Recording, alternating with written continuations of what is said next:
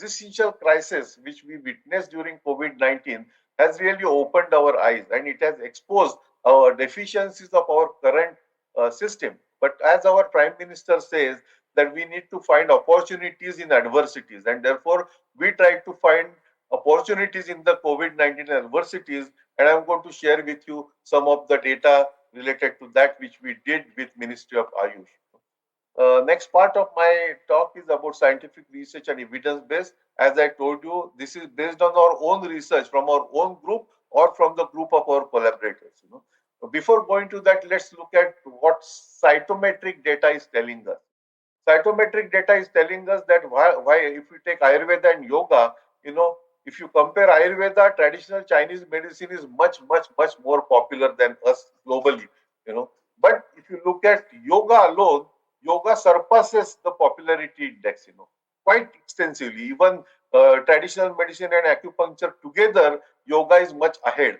But the moment we shift from Google to Google Scholar, which is a scientific database, not very robust, but still scientific database, you will find that Ayurveda and yoga both trail because the scientific research and scientific publications are much less as compared to traditional Chinese medicine and acupuncture. If you look at overall picture of India as scientific output, this is, I'm not talking only about Ayurveda or biomedical research, general scientific output or research output.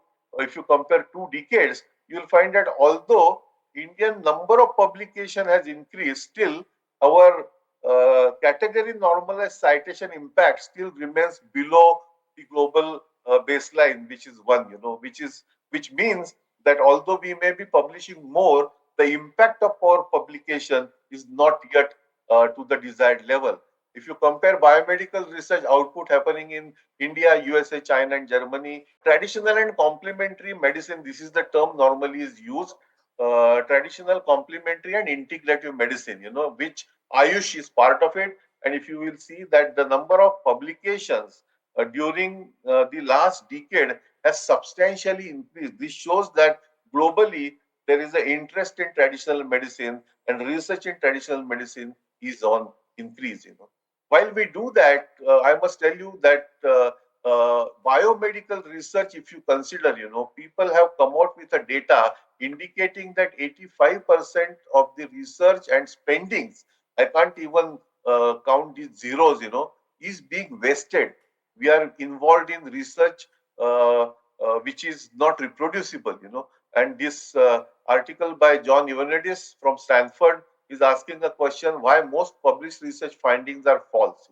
This is very serious. Lancet has run a series of articles on this subject.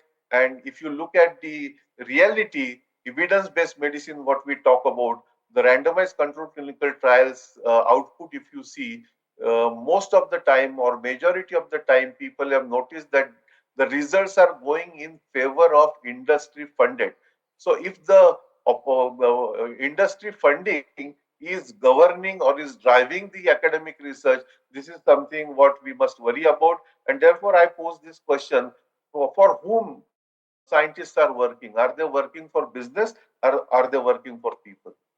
This chart, what you see on the screen, it has 213 knowledge points drawn from Bruhatrai, classics of Ayurveda, Charak Sushrut and Vagbhat or Madhav Nidan. These 4 books we have used, and you will see that from the concept like Loka and Purusha, we have connected the old dots by using nature biotechnology graphical notation up to Ashtanga Ayurveda. So concept like Pancha Mahabhuta connected to Tridosha, connected to Guna, Virya, Vipaka, Rasa, all these you will find with the color coding and forward and backward linkages. Every point of this chart can be exploded further into similar complicated charts.